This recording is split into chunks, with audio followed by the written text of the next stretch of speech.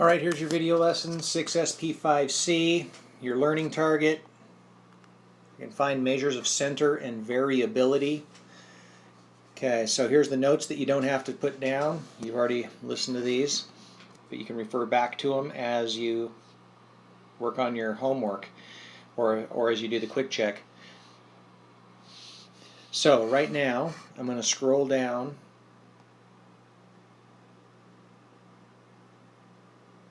to your example problems. Remember, refer back to these notes if you need to. Alright, here's our problem. The data set shows the number of hours Mike studied each day for 10 days. The values are arranged from least to greatest. If they weren't already arranged from least to greatest, you would need to do it to answer these questions. What's the interquartile range of this data set? So we have to find first the lower half to find the quartiles. So it looks like there are 10 numbers total, 5 in the upper half, 5 in the lower half.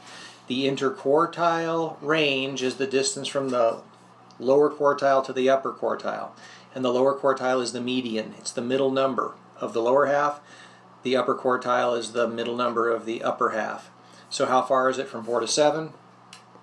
It's 3. That's the interquartile range. There you have it. And let's go I, Q, R for interquartile range. Alright, next question. The following data set shows the weights of several students' backpacks in pounds. 97639.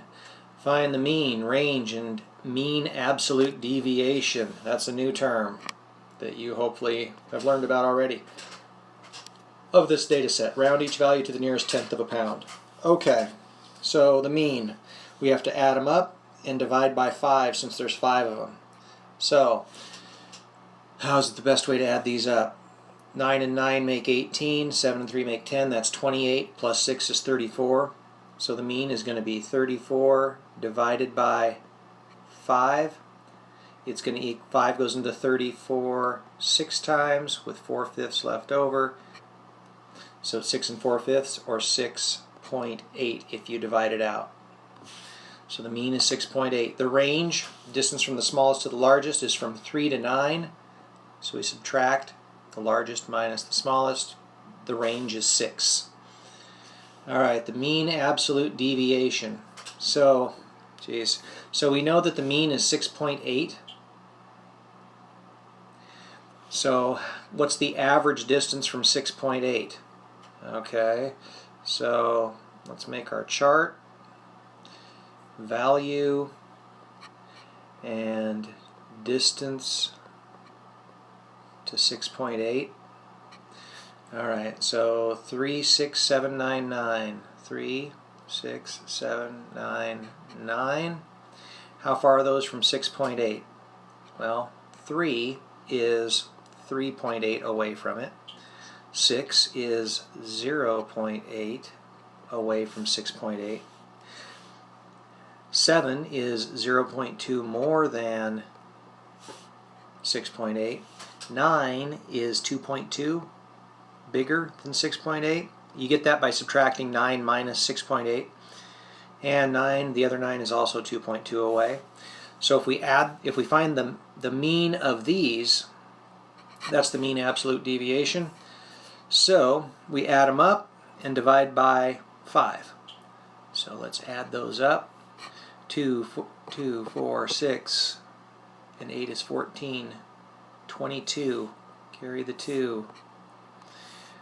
3, 4, 5, 6, 7, 8, 9. 9.2 divided by 5. Here's a little strategy. Let's double these. 9 times 2 and 5 times 2. Or 9.2 times 2. So it's going to be 18.4 over 10. And what's 18.4 divided by 10? The decimal would slide one place to the left. You could use a calculator if you wanted to, but 18.4 divided by 10 is 1.84. And it said to round to the nearest tenth of a pound. So rounding to the nearest tenth would be 1.8. It's closer to 1.8 than 1.9. 1.8. That's the mean absolute deviation. Remember, you can see notes on that higher up in the video that we did in class. All right, it's your turn. Time to do the quick check problem. Now the quick check problem is the only thing that you have to put in the notes. So, other than the notes you've already taken in class. So good luck. See you soon.